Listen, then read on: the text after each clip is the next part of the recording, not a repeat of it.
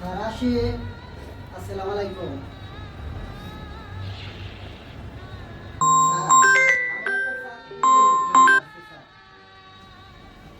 আমার চাকরিটার খুব প্রয়োজন স্যার।